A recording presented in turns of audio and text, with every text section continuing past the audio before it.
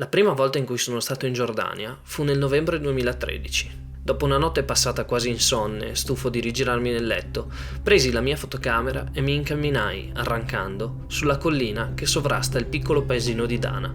In quel luogo, con gli occhi puntati all'orizzonte, mentre da est sorgeva il sole, ricordo chiaramente di aver pensato: chissà quante meraviglie da essere scoperte ci sono là fuori e chissà se esiste un sentiero che le collega. 2 anni più tardi, nel 2015, nasceva il progetto del Jordan Trail. E così, a dicembre 2023, dopo essermi fatto risistemare completamente un ginocchio, decisi che affrontare il Jordan Trail, quel progetto che a lungo avevo tenuto nel cassetto, sarebbe stata l'occasione perfetta per mettermi alla prova. In poco meno di 2 mesi ho recuperato la forma fisica necessaria per poter affrontare questa sfida, allenandomi di giorno e di notte, testando tutte le varie attrezzature e calcolando ogni elemento, sia teorico che pratico, nei minimi dettagli, per fare in modo che nulla fosse lasciato al caso. Salito su un autobus, mi sono diretto verso l'aeroporto di Treviso. Un ultimo saluto alle mie montagne, ancora imbiancate dalla neve e dal freddo dell'inverno, ed ero pronto per partire verso quell'avventura che così a lungo avevo sognato. Ebbene sì, Pinimughi, è iniziato! Mamma mia, tutto un inverno veramente passato a programmare, a cercare di capire quale fosse il momento migliore, il modo migliore, se farlo tutto in integrale, in autosufficienza, se appoggiarmi a strutture.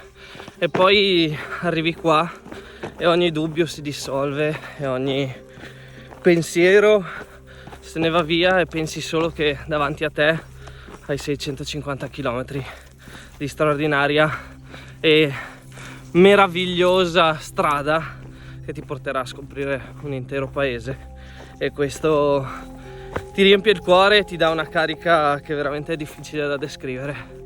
Sono in cammino da meno di 10 minuti, sono partito alle 7:55 da Gadara o Case e si va.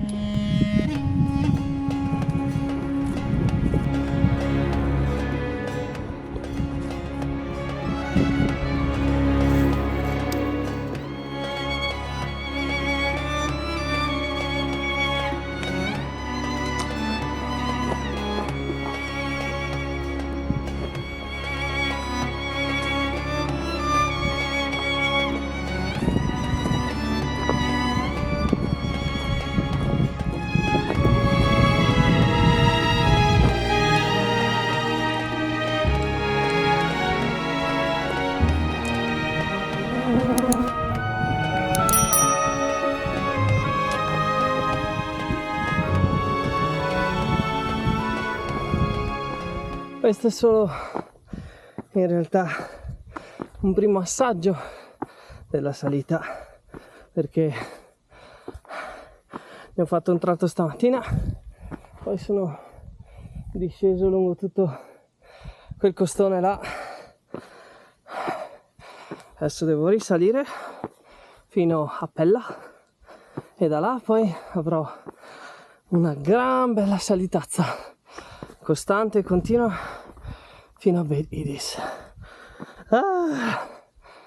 E il sole picchia parecchio. Let's go!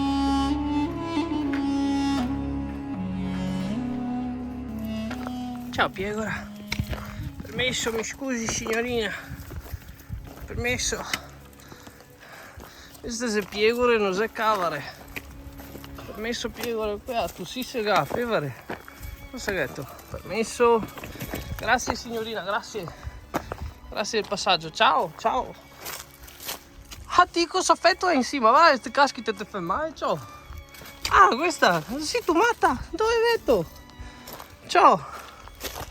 Ciao, mi continuo a darmi strada, ciao. Raggiunta Beit Idis, mi sono fermato un attimo per ricaricare il telefono e all'alimentari ho comprato un paio di cose, tra cui anche l'acqua, perché non so se stasera troverò acqua, e siccome lo zaino in parte era pieno e siccome loro sono troppo gentili perché cercano di aiutarti in tutti i modi, e niente, c'ho la sportina, andiamo a fare il trekking con la sportina, vai, sono esaltatissimo, ho comprato anche le patatine.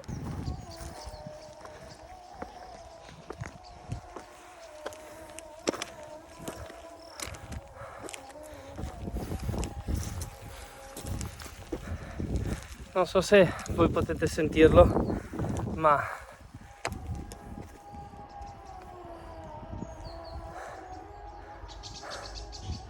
ogni 4 ore, se non sbaglio, il muezzin canta dalla moschea e in tutto il circondario l'aria si riempie delle nenie del Corano, e per quanto uno possa credere o non credere, è comunque sempre una cosa emozionante.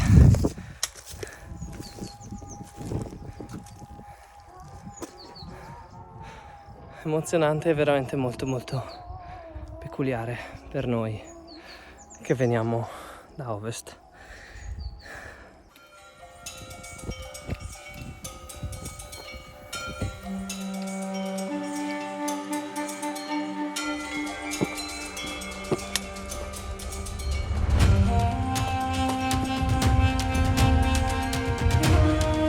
Terzo giorno di cammino, questa notte è andata tutto sommato bene, ogni tanto mi svegliavo con l'ululato degli sciacalli, delle volpi, non lo so, però poco male, non mi hanno dato nessunissimo fastidio e anzi spesso evitano l'uomo. Ne ho visti un paio in super lontananza, ma non appena si sono accorti sono scappati veramente come dei missili, e comunque li ho visti stamattina, quindi questa notte non si sono proprio neanche avvicinati alla tenda. Devo essere sincero, ho avuto un po' freddo, però freddo a parte, ho dormito le mie 8 ore, stamattina mi sono svegliato tranquillo, ho fatto lo zaino, mi sono vestito e rieccomi in cammino.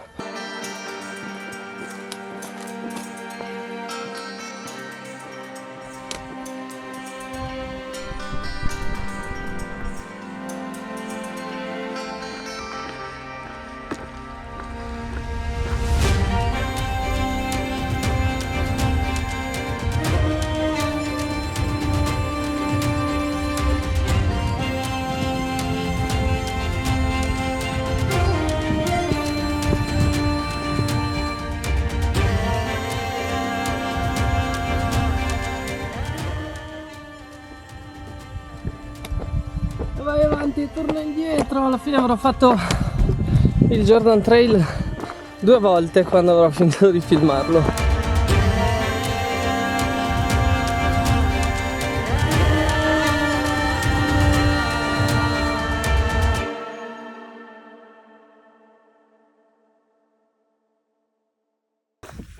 Sì, devo decisamente impegnarmi di più nel raccontarvi meglio. Vi chiedo scusa, ma come dice il buon Elia, non è super la vita di youtuber.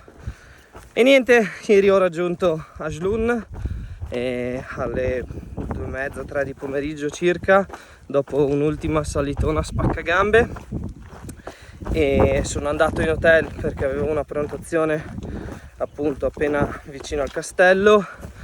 Mi sono fermato, ho avuto un po' di problemi con il jetboil che dovevo risolvere, per fortuna ho risolto, quindi sono molto più tranquillo, e mi sono seduto a un tavolo a riorganizzare anche un po' tutte le tappe. Quindi una volta partito ho deciso di mettermi lì e vedere se quello che avevo fatto a casa era effettivamente valido o meno, e mi è servito anche appunto riorganizzarmi. Stamattina sono partito alle 7:30, oggi ho circa 30 km da fare con un bel po' di dislivello, quindi sarà da divertirsi. E forse posso andare di qua, sì, sarà da divertirsi. La prenderò un pochettino più leggera rispetto a ieri, perché ieri pomeriggio il ginocchio un po' di fastidio me lo dava. Ricordiamo sempre che 2 mesi fa io non camminavo, quindi dai, oggi si prospetta una bella giornata, direi che andiamo.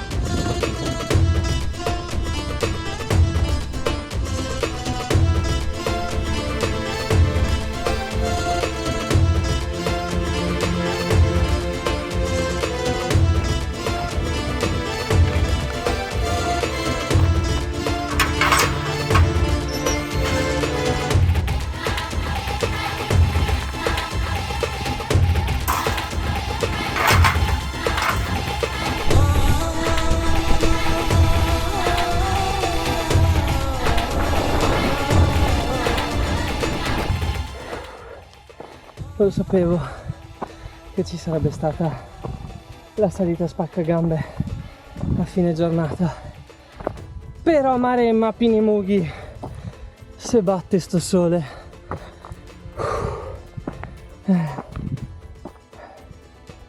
quantomeno il panorama è davvero straordinario.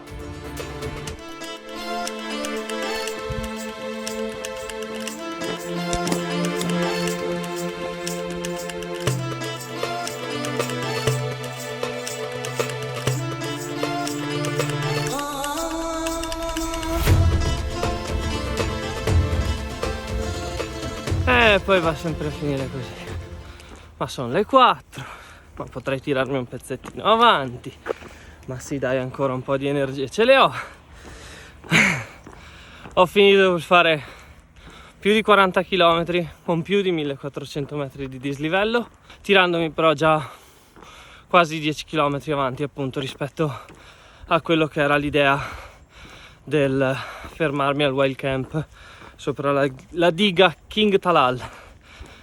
E nulla, stamattina ho ripreso abbastanza presto perché alle 7 ero già in cammino e mi sono appena lasciato alle spalle il villaggio di Rmeima, credo si dica così. Sto andando in direzione al Salt.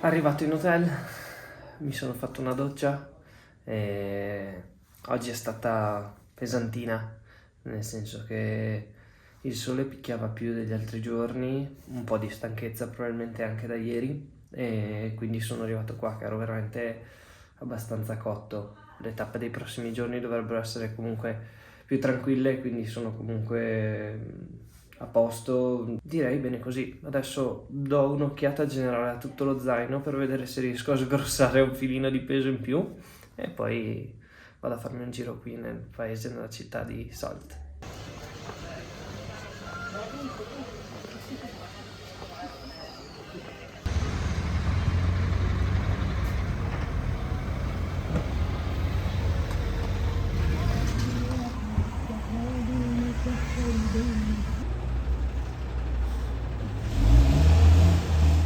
Buongiorno Pinimughi. Oggi sesto giorno, ho lasciato alle spalle Salt dopo aver fatto le lavatrici ieri, dopo essermi un attimo risistemato. Le prossime 2 tappe saranno un pelo più tranquille, rispetterò quelle che sono le tappe consigliate dalla Jordan Trail Association. Dopodiché nei 2 giorni successivi invece cercherò di spingere un pochettino più avanti come da miei programmi. Dopo i 1000 metri di quota dove si trova la città di Salt, sono sceso fino a 500 circa, anzi sto scendendo, devo ancora arrivarci e tra poco arriverò là in cima.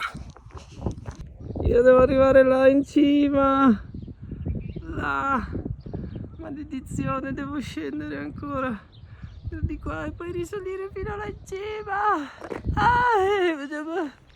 Vabbè, si fa.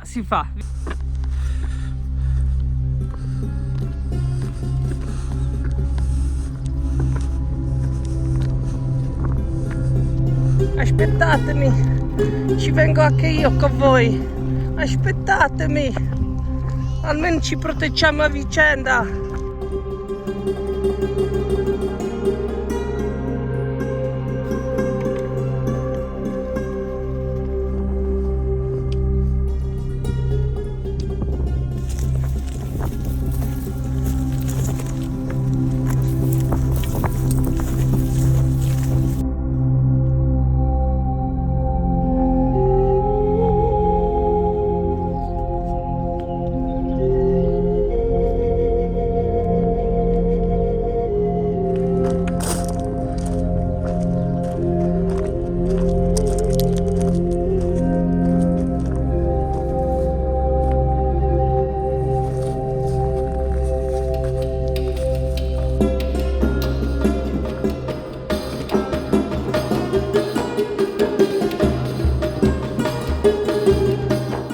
E dopo una bella giornata di cammino siamo arrivati a Irak al-Amir, che ci stiamo lasciando alle spalle. Dico siamo perché ho incontrato 2 ragazzi, Rafael e Annabelle dal Canada, con cui ho condiviso parte della traccia di oggi, e teoricamente il campo dovrebbe essere stato qua, ma guardando le previsioni del tempo sapevo che domani sarebbe dovuto piovere, ma hanno anticipato l'ora in cui inizierà a piovere e hanno aumentato le precipitazioni. Siccome nella tappa di domani ci sarebbe stato da attraversare un fiume, che teoricamente dovrebbe essere un fiume dove si deve togliere scarpe e tutto per poter essere attraversato, direi che non è il caso di farlo con la pioggia, quindi spingiamo, andiamo un po' avanti e almeno attraversiamo il fiume oggi, che ancora è una bella giornata, c'è bel tempo, e ci fermeremo poco più avanti. Magari domani, anche per via della pioggia, riusciremo a camminare di meno, quindi questo è l'aggiornamento e la decisione presa per il giorno di oggi, che doveva essere una tappa tranquilla e invece diventerà l'ennesimo push, ma va bene così, fa parte dell'avventura.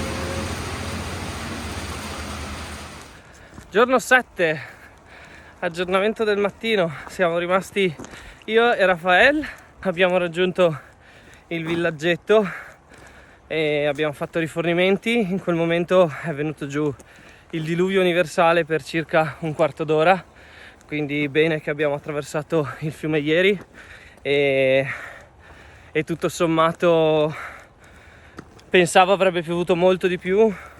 È stata un bella acquazzone, violento anche con fulmini.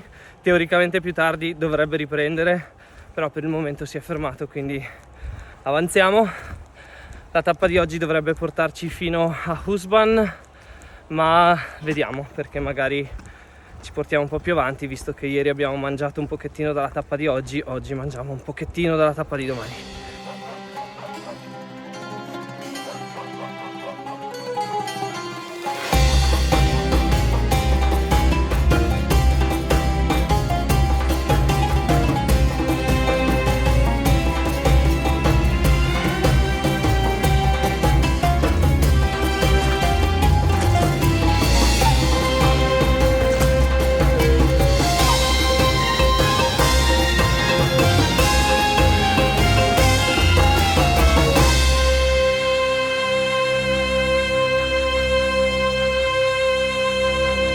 Aggiornamento delle 2. Abbiamo cominciato a beccare acqua dopo il villaggio, in realtà un pezzetto in là dopo il villaggio, e quindi vedendo le previsioni e vedendo che comunque ne davano 15 mm in 3 ore, abbiamo deciso di fermarci. Abbiamo trovato questa casa abbandonata in mezzo ai campi e ci siamo messi sotto, un po' abbiamo dormicchiato, un po' abbiamo chiacchierato. Adesso ci tiriamo verso quello che dovrebbe essere il punto di arrivo di oggi, che è Husban appunto, ma magari ci tireremo anche un pochettino più avanti. In teoria dovrebbe ancora piovere un pochettino nel corso del pomeriggio, adesso sono le 2, però speriamo di no. E stiamo andando incontro a un nuvolone bianco, ma per il momento sembrano essere solo nuvole passeggere.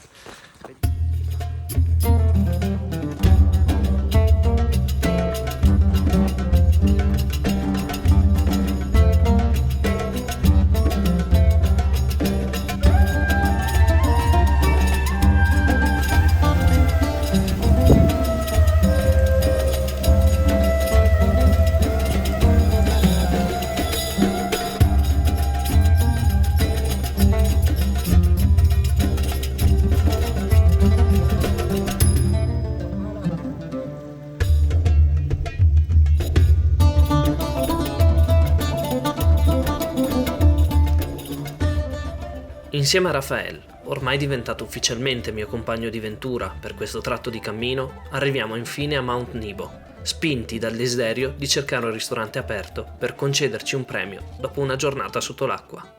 Al nostro arrivo però tutte le attività sono chiuse e così, mentre fuori cala la notte, ci addormentiamo nelle nostre tende, in modo da essere pronti l'indomani per un'altra giornata di viaggio.